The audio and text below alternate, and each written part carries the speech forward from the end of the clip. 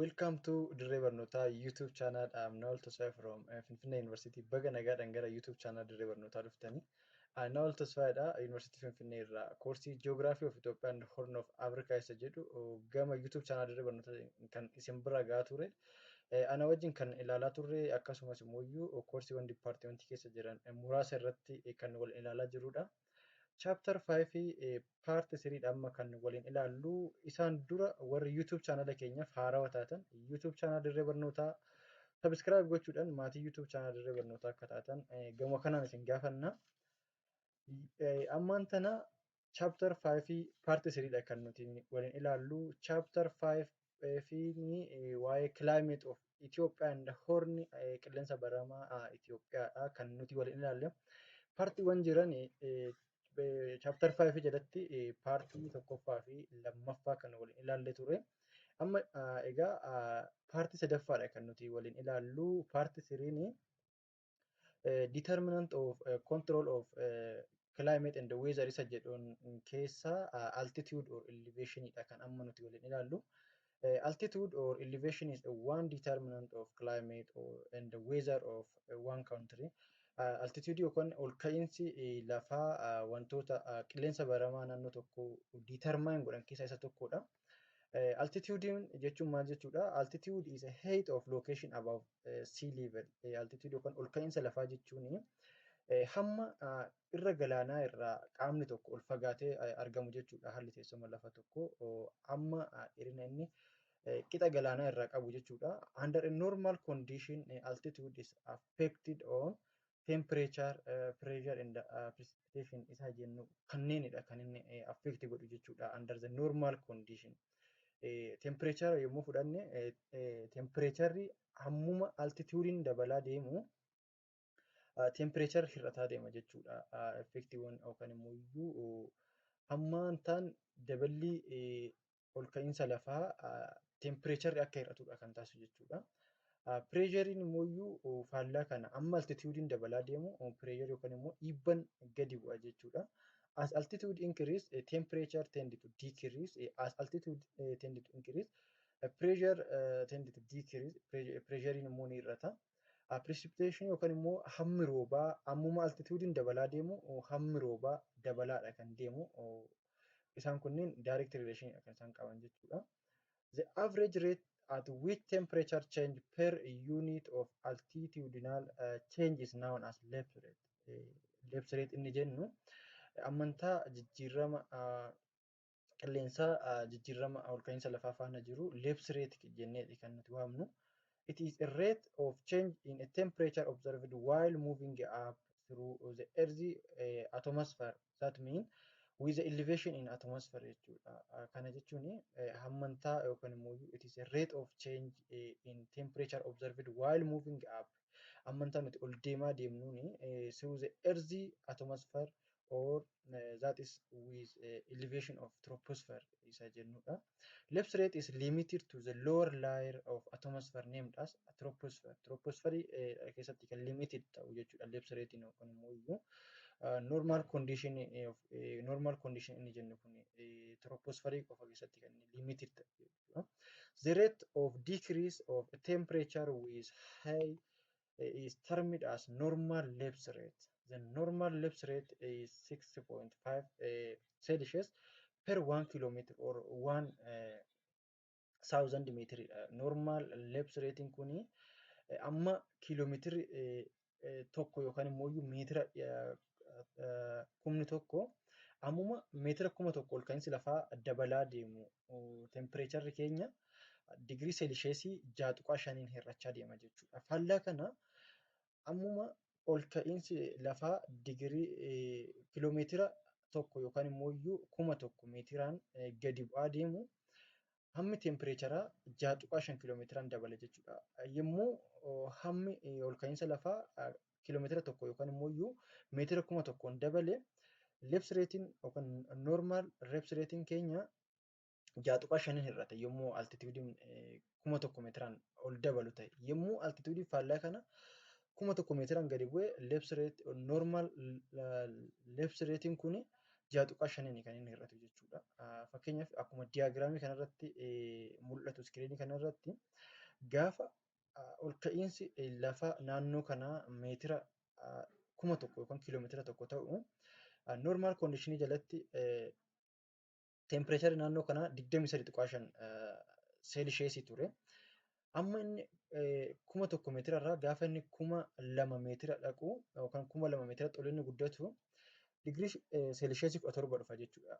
Sababni isaas amma 1,000 meetira dabalaa deemu 6.5 kan inni hir'atu waan jenneef altituudiin keenya amma dabalaa deemu. Normaal leebsi reetiin keenya immoo 6.5 hir'ata jechuudha. Kanaaf 23.5 seelisheesii hir'isu 6.5 seelisheesii gaafa furan 17 ta'a jechuudha. Ammallee dabaleetooti ol ka'iinsi lafaa keenya meetira 1,000 dabalee yoo inni 1,000 irraa gara 3,000 meetira galee 17 seelishees digirii ture 2,000 irratti ammaan tana 6.5 yeroo hir'isnu 10.5 seelisheesii ta'a jechuudha. Garaagarummaan jiru hammuma 1,000 meetiri dabalaa deemu leebsi reetii keenya 6.5 hir'achaa deema waan ta'eef. Faallaa kana gaafa inni gadi hir'achaa deemu altituudiin keenya yookaan eleveeshiniin keenya gaafa inni gadi hir'achaa deemu tempereecharri keenya 6.5 dabalaa deema jechuudha. Isa kanaadha. Normaal leebsi reetiin 6.5 waan kiiloomeetira per 1 kiiloomeetira jechuudha. Kiiloomeetira tokko irratti 6.5dha kan inni hir'atu jechuudha. Types of leebsi reet. Leebsi reet yookaan normal condition of leebsi reetiin kun iddoowwan garaagaraatitti kan nuti qoodnu. Keessumaayyuu iddoo gurguddoo saditti qoodna jechuudha. Isa leebsi reetii jennu kana. Dry adiabatic leebsi reet, rise dry air or unsaturated air isaan qabani. When unsaturated air rises, it expands or cover large volume because it has less weight and pressure in air parcel. Kana jechuun unsaturated air isaan qabatanii jiran kun less weightiidha. Ulfaatina hedduu hin qabanii akkasumas immoo dhiibbaan isaanii xiqqaadha. Kanaadha yommuu parcel air rises kana ni ka'u jechuudha. Hammantaa yookaan ulfaatina guddaa waan hin qabnee fi unsaturated airiin kun ni ka'u jechuudha gara oliititti. If the parcel of air rises enough, it will cool to it is draw point and condensation will occur. Kana jechuun hamma unsaturated airiin kun weight and pressure isaanii xiqqaa waan ta'eef oli ni ka'u. Erga ol ka'anii booda ni will cool and to draw point condensation will occur jechuun jiidhinsi ni uumama erga isaan ol ka'anii booda evaporationiin suni walitti dhufuudhaan jiidhinsa uuma jechuudha. Weightii warri hin qabne suni walitti dhufuudhaan. Unsaturated air cools at 10 Celsius per 1 kilometer. Kana jechuun seelisheesii 10 per 1 kilometer kilomeetira tokko yookaan immoo meetira 1,000 booda waan 10 Celsius jechuudha garaagarummaa isaan uumanii. This rate is called dry adiabatic rate ishee jennu tanaadha jechuudha. Weight adiabatic leebsi reetiin immoo rise with saturated dha faallaa sana suni unsaturated yommuu ta'u inni kun saturated leebsi rate jechuu ni dandeenya. Above lifting condensation level latent heat is liberated or released and slows rate of cooling. Ammumaan inni qorraa deemu ulfaatina qaba jechuudha. Akka unsaturated sana osoo hin taane with adiabatic leebsi reetiin kun it is weighted and has a moderate pressure jechuudha. Dhiibbaa qaba. Dhiibbaan isaa unsaturated sana caalaa dhiibbaa uuma jechuudha inni kun. Rate is called weight adiabatic rate jedhama inni kun. Isa sana kan 10 seelisheesii par 1 kiiloomeetiri isa jenne asitti 5 seelisheesii par 1 kiiloomeetiridha yookaan immoo 5 seelishees per 1000 meetiridha jechuudha dhiibbaan isaan uumanii. The latent heat of energy observed or released by substance during in a change is it is physical state or a phase that occur without changing its temperature. Temperature isaa osoo hin jijjiirin jechuudha kan inni ta'u. Fakkeenyaaf asirratti yommuu fudhanne leebsi reetiin lapse ratein kan inni occur ta'u erga 3,000 olidha jechuudha. 3,000 ol weetidha jechuudha. Asirratti yommuu 5,000 ture -8 seelsheesidha. Garaagarummaan isaan qaban 5 Celsius per 1,000 yookaan immoo 5 Celsius per 1 kiiloomeetirii jenne 4,000 irraa kaasee 5,000 irraa kaasee gara 4,000tti gaafa gad deebi'u -3 Celsius jechuudha garaagarummaan jiru 5 per 1 kiiloomeetirii waan ta'eef kanaadha. Inni itti aansee jiru environmental lapse rate or environmental lapse rate jennee ishee abbreviate goonu kana jechuudha. Atmospheric lapse rate or atmospheric lapse rate or environmental lapse rate inni jennu tokko environmental or atmospheric lapse rate in the same termidha. Environmental lapse rate refers to the actual rate of decline of temperature with increase in heat in the atmosphere at a particular place and time. Jechuun actual decline akkuma ammanta altitude dabalaa deemuuni altitude dabalaa deemuun hammi temperature kan hir'isaa deemudha jechuudha. Generally it is found to vary from 4 up to 10 Celsius per 1 kilometer or per 1,000 meter. Normal lapse rate or normal lapse rate ishee gabaabsinee jennu tana jechuudha. The average concept is of environmental lapse rate is 6.5 kilometer 6.5 Celsius per 1 kilometer jechuudha yookaan immoo 1,000 meter kanadha reetiin isaan gidduu jiru. Activity ni jira. Activity kana ofii keessan hojjechuu dandeessu. Itti aansee kan jiru fakkeenyaaf example tokko yommuu waliin hojjennu if the average elevation of Finfinnee is 2,400 meter and Dirdoa is the average elevation of Dirdoa is 1,160 meter for Dirdoa, and the average temperature for Dirdoa is 25 Celsius. What will be the average temperature for Ethiopia? Jennee jedhamne osoo gaafatamne first calculate the elevation of difference between Dirdoa and Finfinnee. Kan Finfinnee elevationiin 4,000 fi 2,400 jennee jirra. Kan Dirdoa 1,000 fi 160 jennee jirra. Elevation differenceedha kan jalqaba barbaadnu jechuudha. Elevation difference keenya 1,240. Calculate the temperature difference garaagarummaa temperatureaati kan aansinee nu barbaaddannu. Temperature difference kan barbaadnu elevation difference times normal lapse times normal lapse rate over 1 kilometer or 1,000 meter. Temperature difference keenya 8 Celsius jechuudha kan nu kennu asitti 8 Celsius arganna.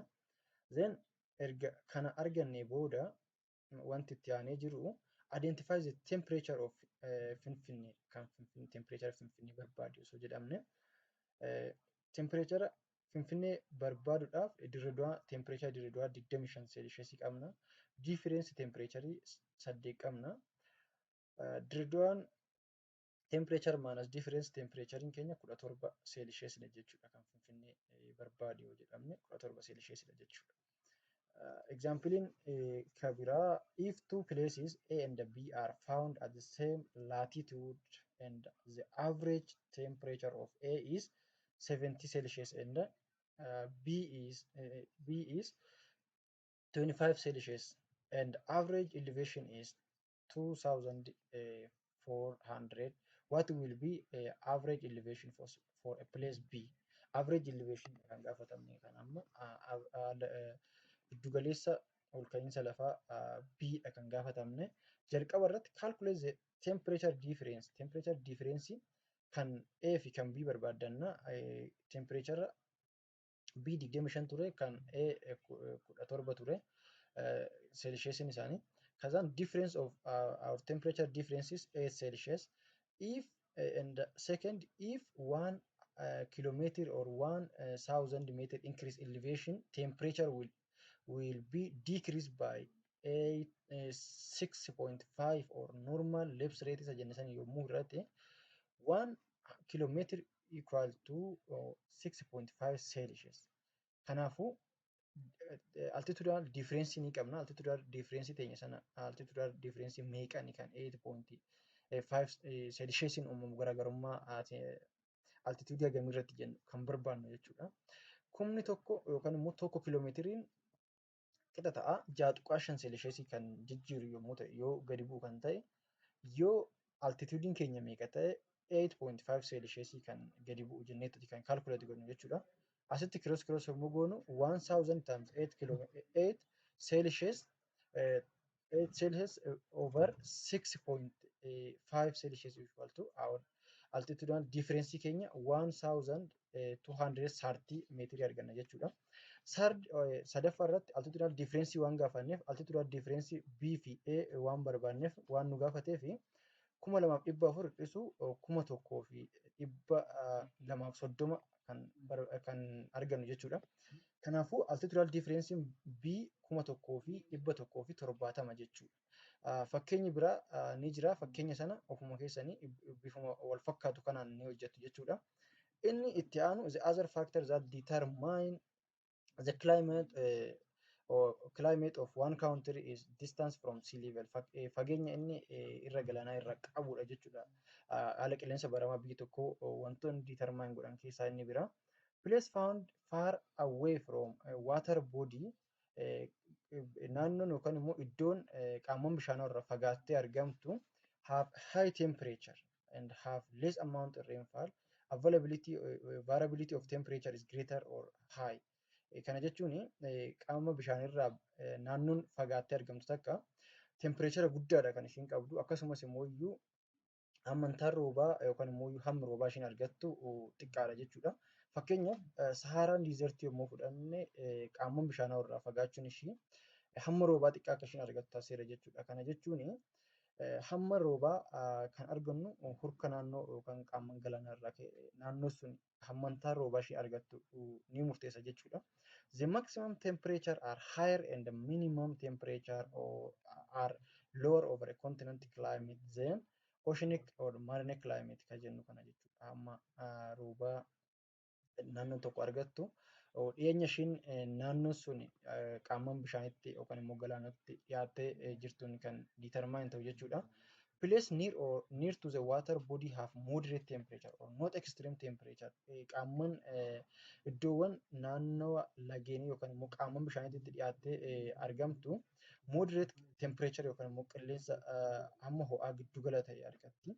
Ocean current is also another factor that determines the climate condition of one area or one places. Ocean current means the horizontal air movement. Isa jennudha jechuudha. Horizontal movement of ocean water that caused by winds and the difference in the temperature jechuudha.